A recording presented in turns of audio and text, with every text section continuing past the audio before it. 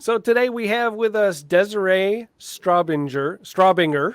I did it right. Is that right? Yep. Yep. Straubinger from BASF. She's a technical services representative, and she's going to tell us about BASF a little bit. Desiree, welcome. Thank you. Thank you for having me. And where are you located right now? Where's home base for you? Orlando, Florida. So Oh, wow. I live downtown Orlando, Holy cow. And do where you have it's like a very hot and all the bugs live here. that's that's right. Did you grow up down that way or? I did not. So I grew up in Oh. Indiana.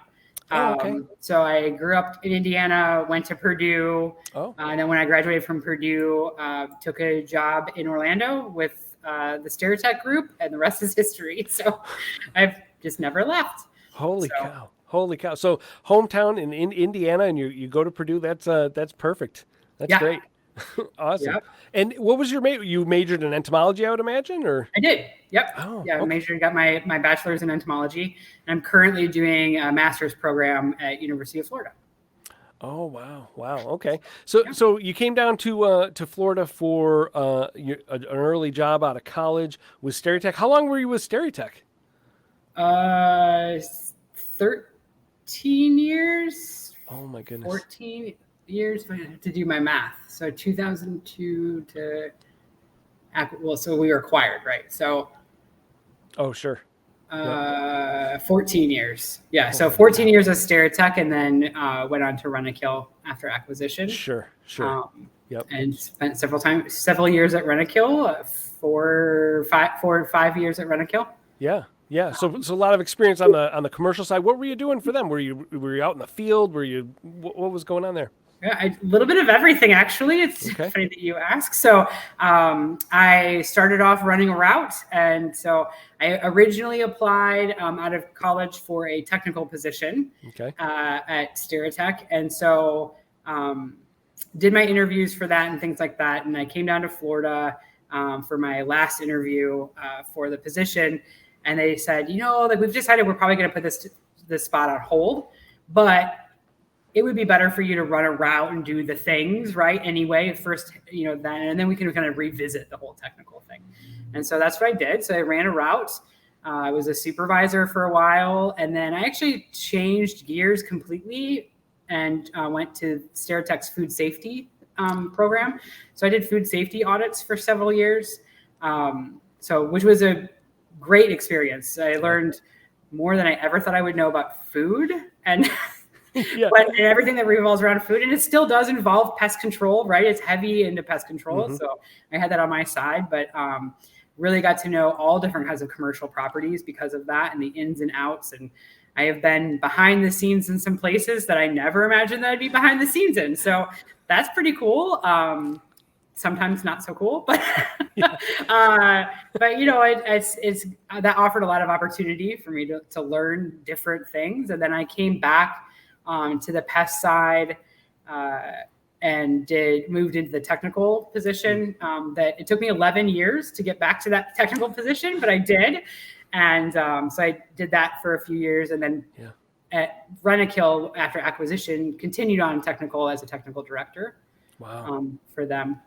Wow, very cool. Now, for my experience coming into the food safety space through pest control, I think for me, I had my eyes open to a lot of things where I stopped eating at a lot of places. Did you have a similar sort of experience? Yeah, I still have that experience, actually.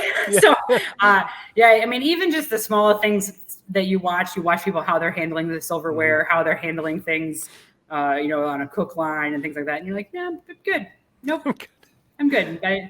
Besides the fact that, anybody that's been in pest control for any length of time knows exactly what German cockroaches smell like, right? I can walk in a place and say, like, I'm good. I don't need to eat here. The bar smells like a bar and shouldn't smell like that, right? And so, no, I'm all right. Yeah. So, I think 2 steps into a restaurant and you can smell when that grease trap or separator is nasty. And you go, you're like, no. No, thanks. My friends, when we would go out to eat, they would always ask me. I always had to pick the place. Yep. And so I knew where the places were that were even within a chain, where I would feel more comfortable than others. And so then they would say, well, why didn't you pick blah, blah, blah? I'm like, I can't tell you that. Like, I It's just don't feel like confidential. eating that today. Yeah, it's confidential. Yeah. Oh my goodness. Oh my goodness. It gets complex when you get into that stuff, but That's right. but yeah, it's funny for people to watch my face, and stuff. Yeah. And I spend a lot of time people watching. It's one of my favorite hobbies. It was before that, and it definitely is now. And just watching people do things that they do when they don't think that anybody's watching. So what drew you to BASF to work in their for their technical services area? So BASF, the technical team they've been my people for most of my career, in the pest control industry. And that core group of people hasn't changed a whole lot actually since I've been in the industry. Oh, wow. And it's always been a company that I could count on for help and expertise. And, people like Dr. Bob Davis have flown, from Texas all the way to Florida to help me with some kind of a problem in pest control. And so definitely a company that I highly respected. And so when an opportunity came up that they were looking for somebody to fill a technical position, I applied and I crossed all my fingers and toes and stuff and hoped that it would be awarded to me, and it was. So it was just really exciting. It's a position that I'd had my eye on for many, many years. Yeah. So just was really excited that was in a place that had the opportunity to do that. Yeah. Now, I don't know if you might remember this. The bunch of the products I still associate with the old Whitmire Microgen before BASF. Yeah. And not that anything's changed, like they're still great products, but I still, in my head, I'm like, oh yeah, it's a Whitmire product. And somebody's like, Whitmire hasn't been a company in 15 years or 20 years. Yeah. So what's funny about that is, I was in the industry, it's been 22 years in the industry. But when that actual acquisition was made, I wasn't in pest control at that time. I was in the food safety. So I missed that. Right. And so the products, when you're gone for, I was out of the actual pest control service, I don't know, for like 6 years, maybe, doing other things for food safety and then some account management and stuff. And so I came back and I had to kind of relearn the products because it changes, right? Some of the products are the same, and so like the packaging may have changed. It looked a little bit different, and I don't think I really noticed as much. Now, being at BASF, I know exactly which one of those products was Whitmire because a lot of those guys work with me here, like in the Southeast. There's a lot of the sales reps for BASF that were Whitmire, and so they tell me all these stories, about Whitmire and stuff. So you get the history of the product, which is great, right? It's great to have that kind of continuance of the product. Yeah. But I was not in a position of choosing products prior to that, so I wouldn't have been. It would have been just told to me, this is what we're using, and this is stuff. So I didn't really miss that transition like that. It didn't. It never happened in my head. Right. It didn't. So now we're talking to you today because you're going to be a presenter at the September 30th fall workshop for the New York Pest Management Association. That's going to be down in New York City. And you're going to be talking about the effects of non-repellents. And actually, if you look at the roster, you're the first presenter, 8 a.m., bright and early. Yes. First, do you like that time slot? And two, what are we going to be talking about? I don't mind the time slot. So that I actually asked for it, to be quite honest with you. So normally I am not a speak at 8 a.m. person because I'm a night person, not a morning person. But I have to fly to present at another meeting the next day. I got to boogie out of New York. So I wanted to make sure that I had time to get on a plane and get down here. So I'm actually speaking 3 days in a row at 3 different things, which is pretty crazy. That's just the fall though. That's what happens. And I love that part about my job, the presenting part and the training part. So, so I'm covering kind of the when, the why, and the how on using non-repellents in your pest control programs. So I think a lot of people don't really think about repellent versus non-repellent, but kind of using those non-repellent products, especially products that allow transfer, kind of between that chemical transfer between insects. It's really a crucial part in eliminating many types of insects. So We're going to kind of review that and how we can exploit insect behaviors and, Sure. Use that to reduce those populations. So I mean, there's some, I may have to, maybe I'll rearrange some stuff in there. That 8 a.m. for a formulations talk is not fun, but it does start off with formulations, and things like that. But that's kind of short-lived. The bulk of the presentation is talking about behavior of insects and kind of reviewing, we kind of dive into the mind of Desiree and how I break down a property, whether it's a residential property or commercial, and kind of how I look at that in regards to service, right? Like how the exterior perimeter of the structure is much different than the exterior, the property line, right? So much different control. So kind of breaking that down and then using that information on how you can use non-repellents in that breakdown, depending on the type of property, whether it's a warehouse or a residential house or a hospital or something like that, and kind of the watch outs of all of those. And I break it down by pest. Most of the conversation is around ants and termites and cockroaches and flies. Those are the big ones, right? So that's what the plan is to present. So now, do you have a preference as if one was more versatile than the other, repellent or non-repellent?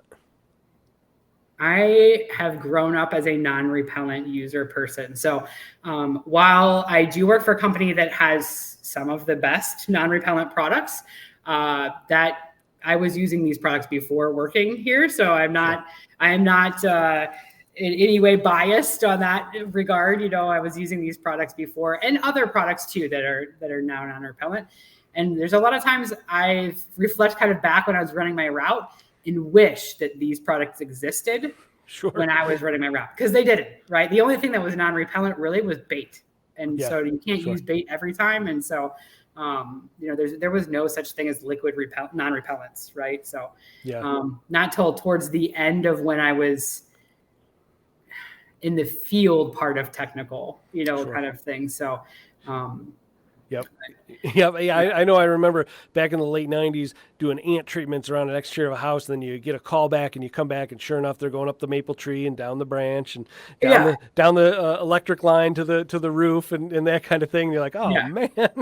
I remember like when I was running my route, pharaoh ants were just absolutely awful.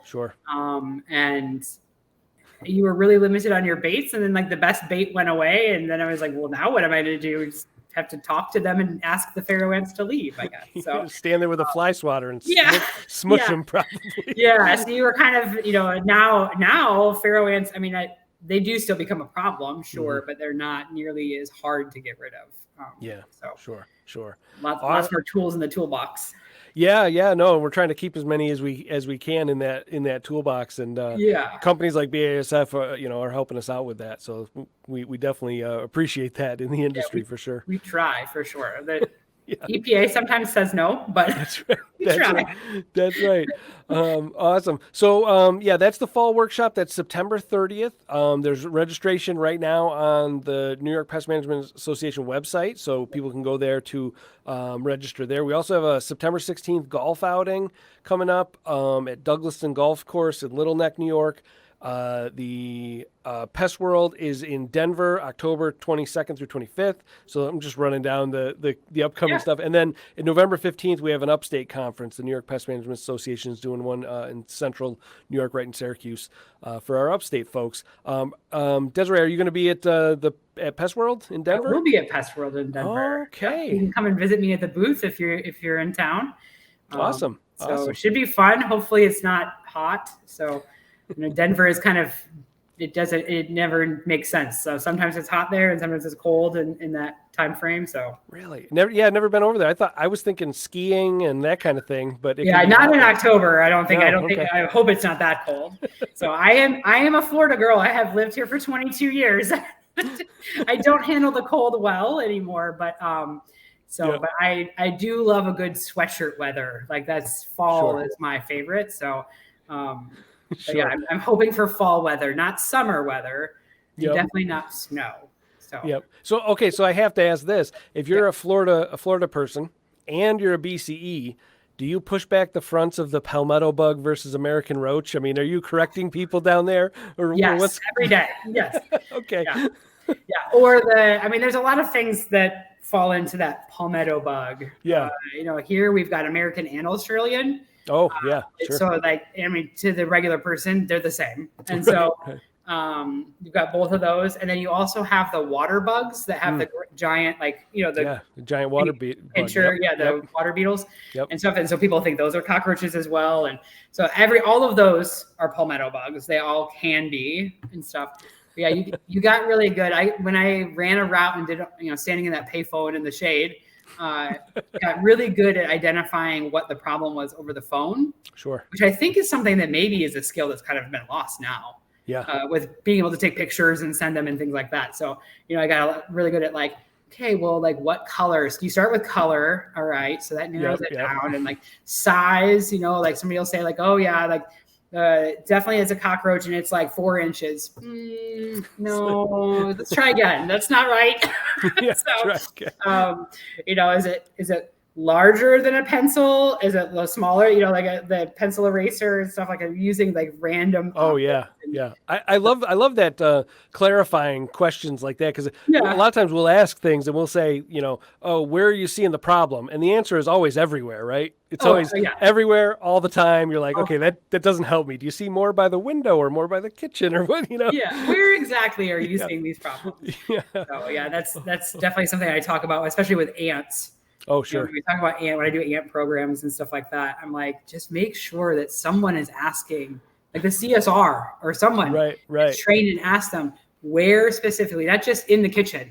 Mm-hmm, mm-hmm. We need like in the kitchen on the left side of this sink, an inch from the sink thing, by the window, whatever, like you need the details, because when we get there, there's nothing there. For sure. Never anything there. That's great. Well, I think your real world experience is awesome. I think it's going to make for a great presentation. So we really look forward to seeing you. All right, sounds great. All right.